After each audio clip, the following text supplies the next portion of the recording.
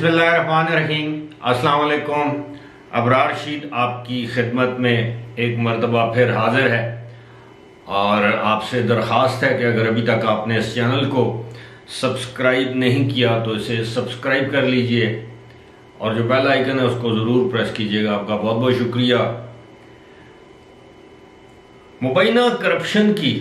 اور اربوں روپے کرپشن کی صرف دو خبریں آپ کے ساتھ شیئر کرنی اور دونوں کا تعلق ہمارے اپنے صوبے یعنی خیبر پختونخوا سے ہے اور دونوں کا تعلق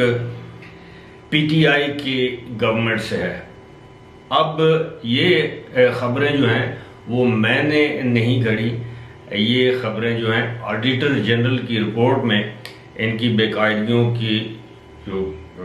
تفصیلات ہیں وہ سامنے آئی ہیں۔ سب سے پہلے ہم بات کرتے ہیں BRT یعنی بس ریپڈ ٹرانزٹ جو ایک منصوبہ تھا پی ٹی آئی کا، یعنی اس کو آپ یہ سمجھ لیں کہ پشاور میں جو میٹرو بس کا جو منصوبہ تھا، اس میں اب جو صوبائی آڈیٹر جنرل ہے اس کی جانب سے ایک رپورٹ سامنے آئی ہے۔ اس رپورٹ میں یہ بتایا گیا ہے، نشاندہی کی گئی ہے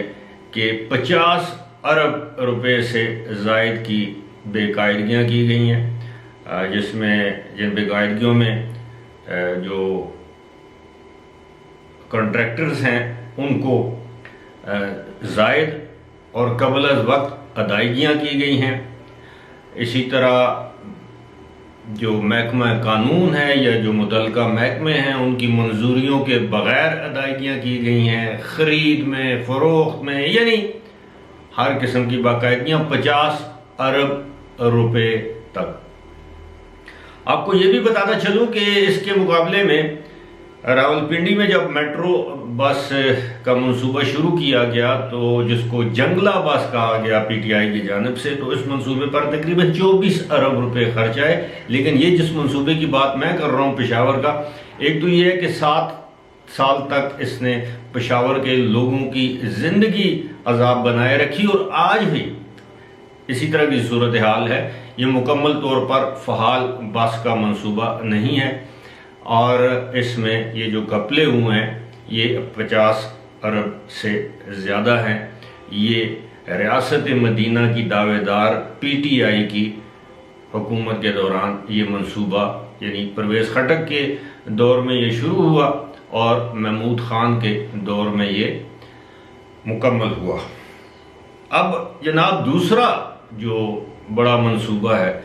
یا جو بڑا پروجیکٹ ہے یا جو بھی آپ کہہ لیں، ڈپارٹمنٹ کہہ لیں، اس میں بھی اربوں روپے کی مبینہ طور پر بے ضابطگیاں سامنے آئی ہیں۔ گلیات ڈیولپمنٹ اتھارٹی نامی ایک ادارہ ہے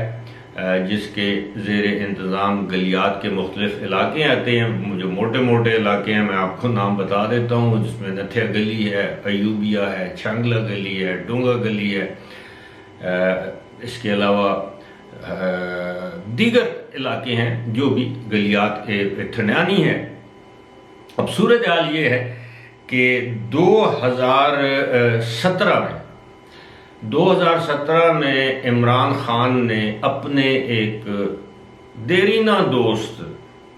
جن کا نام احسان مانی ہے، بعد میں جنہیں پاکستان کرکٹ بورڈ کا چیئرمین بھی بنایا گیا تھا اگر آپ کو یاد ہو، اور وہ لوگ جو احسان مانی کو کے حوالے سے یہ نہیں جانتے، احسان مانی کا ایک اپنا گھر بھی ہے نتھیا گلی میں، لہٰذا ان کو گلیات ڈیولپمنٹ اتھارٹی کا چیئرمین بنا دیا گیا تھا۔ اب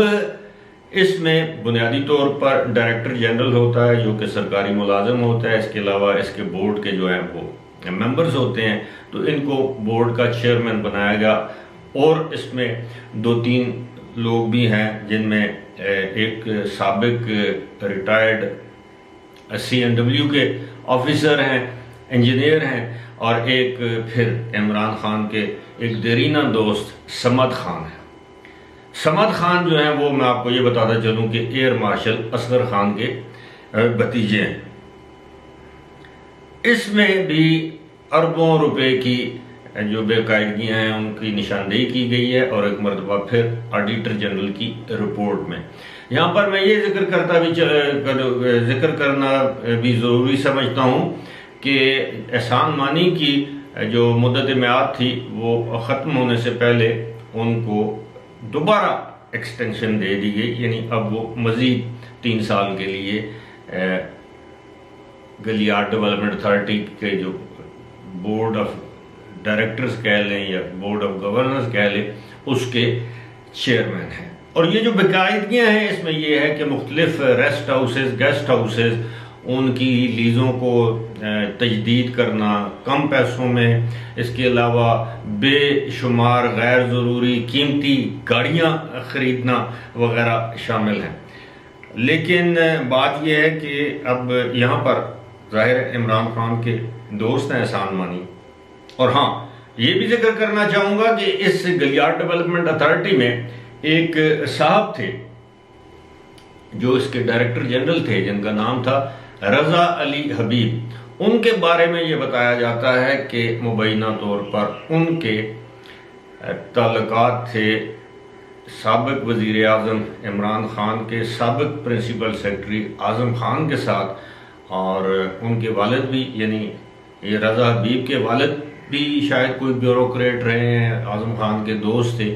تو رضا حبیب تقریباً 4 سال تک گلیاڈ ڈیولپمنٹ اتھارٹی کے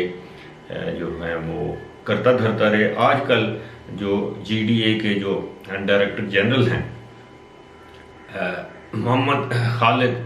کیپٹن ریٹائرڈ خالد، وہ ایبٹ آباد میں ڈی سی بھی رہے ہیں، اور میں سمجھتا ہوں کہ وہ کافی ایماندار، دیانتدار انسان ہیں۔ لیکن یہ جو رپورٹ جو میں نے آپ کے سامنے پیش کیا ہے، یقیناً یہ اس سال کی رپورٹ نہیں ہے، یہ 2020 سے 2021 کے درمیان کی جو بے ضابطگیاں ہیں وہ سامنے آئی ہیں۔ اب اندازہ کیجئے کہ یہ صرف 2 ڈپارٹمنٹس ہیں جن میں اربوں معاف کیجیے گا،